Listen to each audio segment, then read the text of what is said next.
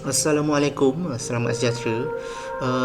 Aku ucapkan kepada peminat-peminat dunia aquascape, tak kisah pun korang asal daripada mana, Malaysia ke, Singapura ke, Indonesia ke, asalkan korang boleh faham apa yang aku cakap ni.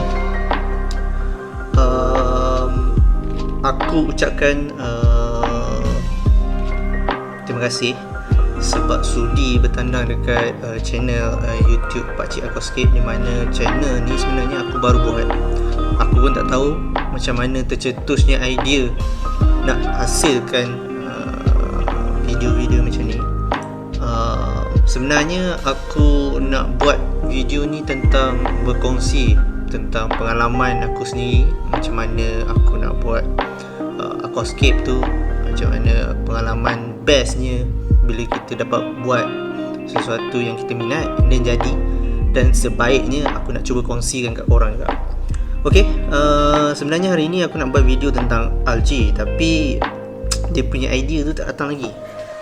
So, hari ni kita buat satu video berkenaan dengan quick guide untuk first time yang korang baru nak ceburi bidang aquascape ni. So, jangan lupa tonton video ni sampai habis, dan kalau korang suka, korang like. Kalau ada komen apa-apa yang untuk aku perbaiki dalam video akan datang, so jangan lupa komen. And then let's go.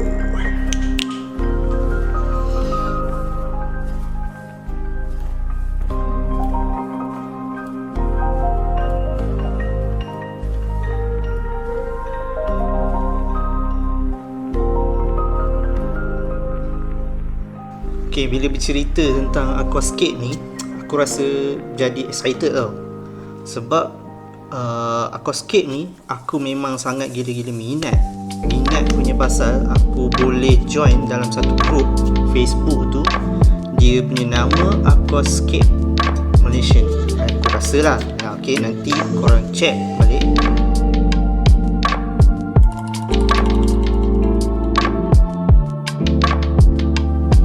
Tanpa kita buang masa, benda pertama sekali yang korang kena ambil tahu bila korang nak start aquascape ni, benda pertama sekali korang kena tahu dia punya konsep.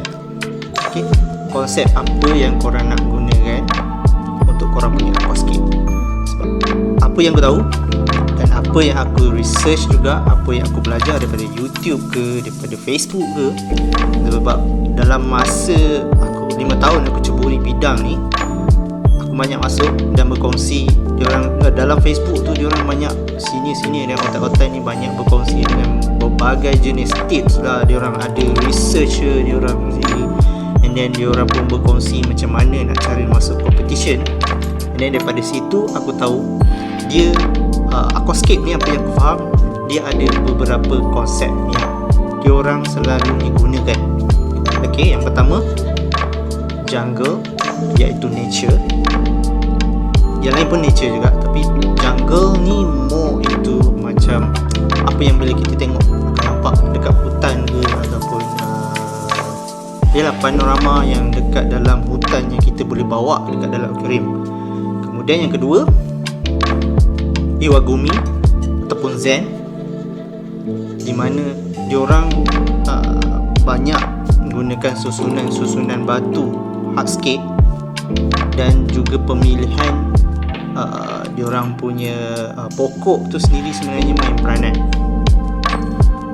Ok, untuk korang nak mulakan aquascape ni, first korang dah tahu korang punya konsep, korang nak konsep apa, di mana korang nak pilih jungle ataupun Zen ataupun Iwagumi tu tadi.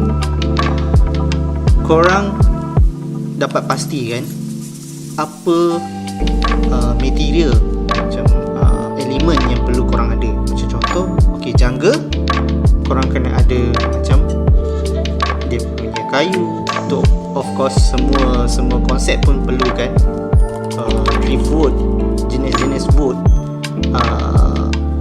and then hardscape yang batu, jenis batu apa, dragonstone ke, lava rock ke, ADA stone ke, segala jenis batu yang korang boleh gunakan. Dan apa yang aku pelajari juga, tak semestinya apa yang dekat kedai saja yang kita boleh guna. Aku sendiri pun certain barang yang aku masukkan dalam hardscape aku tu sendiri, aku cari dekat luar. Tapi risikonya bila produk tu, macam barang tu yang kita masukkan dalam aquarium, mungkin certainnya dia akan affect kita punya pH, which is mungkin acidic ke, dan mungkin bahaya untuk kita punya fauna. Tapi itu korang boleh test kemudian. Sebab selagi orang kata selagi ada kemahuan, confirm ada jalan. So bila korang dah tahu korang punya konsep dan elemen yang korang kena masukkan, dan korang kena tengok korang punya bajet pula. Okey, bajet untuk aquascape dia ada terbahagi kepada dua. Sama ada korang low budget ke ataupun high dia punya bajet. Sebab apa aku kategori dia macam ni? Sebab dalam aquascape ni dia ada high demand plant punya pokok yang high demand ataupun low demand. Macam contoh high tide punya pokok, dia perlukan pencahayaan, dia perlukan CO2, first dia punya tanah sebab dia pakai roots dan segala jenis yang benda-benda yang boleh orang kata mahal lah. Tapi kalau yang low tech dia simple, maksudnya dia tak semestinya tak ada fert pun boleh hidup, dan lighting pun tak semestinya korang kena beli ADA ke Chiros RGB ke yang berharga orang lebih kurang dalam 300 ke atas sampai beribu pun ada. Dan juga dia ni jenis yang tak memilih keadaan korang punya air, and then korang punya maintenance tak terlalu kerap. So apa yang aku buat masa dulu mula-mula aku start aquascape, aku start dengan low tech. Okay, low tech aquascape dia tidak perlukan begitu banyak orang kata penjagaan which is orang newbies pun tak ada masalah tentang maintenance untuk pokok-pokok low tech ni. Antara low tech punya pokok, aku boleh kategorikan apa yang aku ingat, which is Anubias punya family, and then Bucephalandra. Ada juga stem plant, beberapa stem plant yang Repen ke Serigin ke dia punya family, Luiga Super Red ke, itu pun stem plant yang senang nak jaga. And then ada 2-3 jenis lagi. Moss pun sama, tapi certain low tech ni dia ada satu condition yang dia orang kata optimum, yang dia orang boleh survive dalam tank korang. Contohnya macam Java Moss, walaupun macam mana pun korang kena make sure suhu mungkin di bawah 27. Tapi setakat ni aku punya tank still boleh survive 28 ataupun 29, kadang-kadang je 27 dengan 26, sebab aku cuma bergantung kepada aircon je. Aku tak ada chiller. Setengah aquascapers ni memang diorang kena ada benda-benda macam ni. So sebab diorang build, some of them build dia punya tank untuk competition.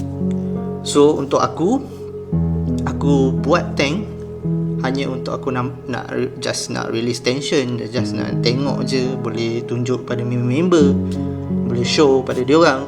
So itu adalah salah satu juga faktor ke arah mana korang punya aquascape. Okay, low tech plant, nama je low tech sebenarnya, tapi dia punya harga boleh tahan jugalah mahal, sebab satu kelopak, satu jambak, contoh aku gunakan Anubias ni, satu jambak pun dah RM10. Itu yang nanak. Ni biasanya ada yang lebih halus, dia punya daun tu lebih mahal, dan ada yang putih tu sampai RM45, RM50 dia punya tu. Satu jambak aja. Kemudian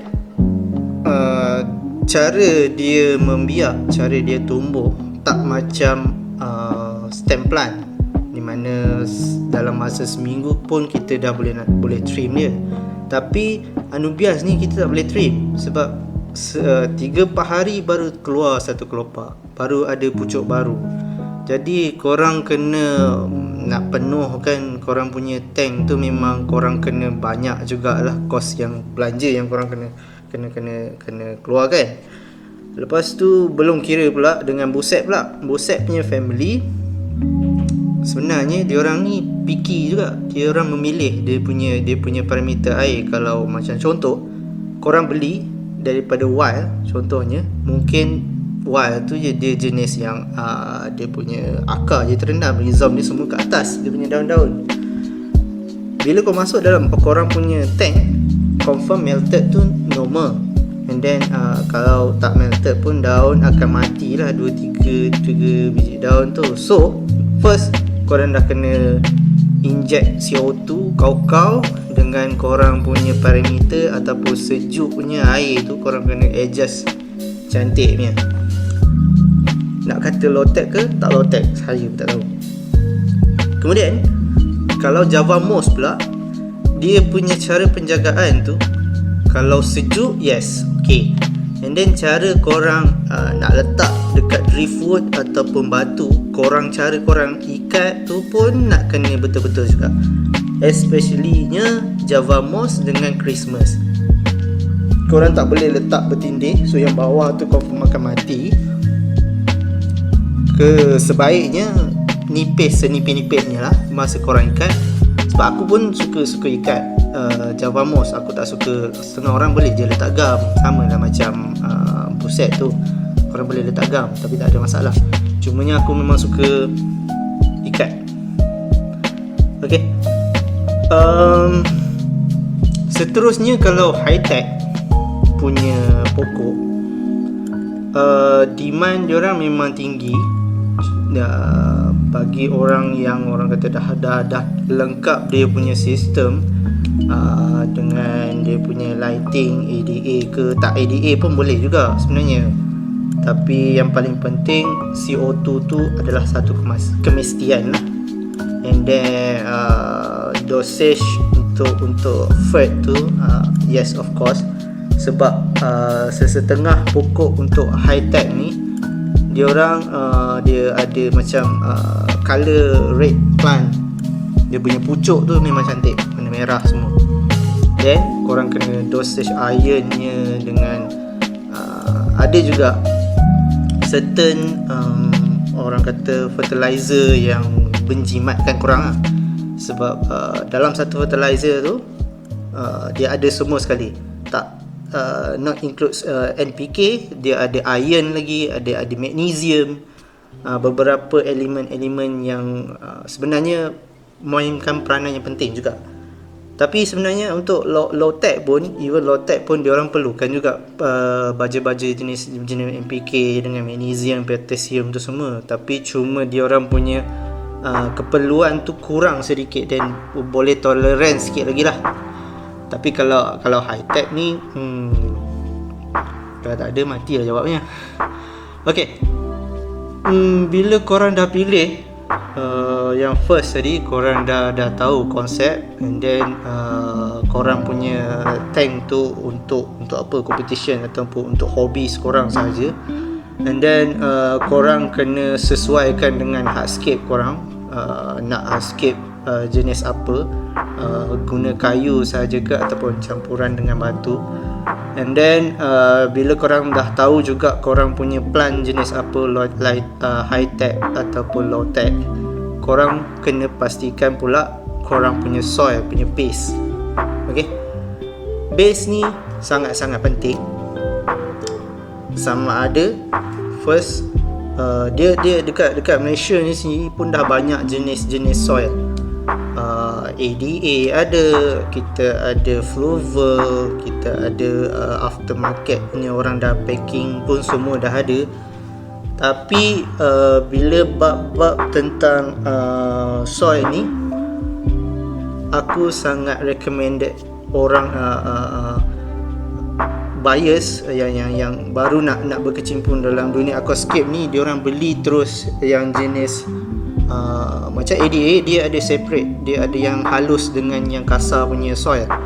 So kalau korang baru nak start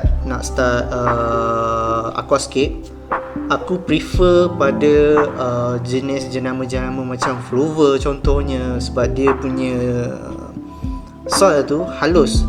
So bila korang nak dah letakkan lay korang punya soil dekat korang punya tank, so korang dah basahkan sikit, korang boleh terus tanam korang punya pokok tu. So bila isi air, so pokok tu tak adalah terapung sebab dia punya yang halus tu dah ada. Lagi satu, korang punya pasir. Okay, setiap hiasan aquarium ni dia certain of the, bila korang dah achieve satu level yang korang rasa korang nak buat macam pasir punya hiasan dekat bahagian hadapan ke, ataupun korang nak buat path untuk macam perspektif untuk jalan, so korang boleh letak pasir. Lepas tu pebbles, batu kecil-kecil tu pun korang kena ambil peduli lah, korang kena ambil take care about the thing. Lepas tu bila korang dah tahu dan korang dah budget berapa, korang pilih korang punya tank. Okay, apa yang aku sarankan masa pilih tank, yes of course lah, sebolehnya kalau ada kemampuan kita spend duit sikit untuk CC, crystal clear punya tank. Kalau tak, then baru kita pilih yang lain lah. Tapi untuk aquarium, aku prefer pada aquarium bila korang baru nak start, better pergi yang lebih besar.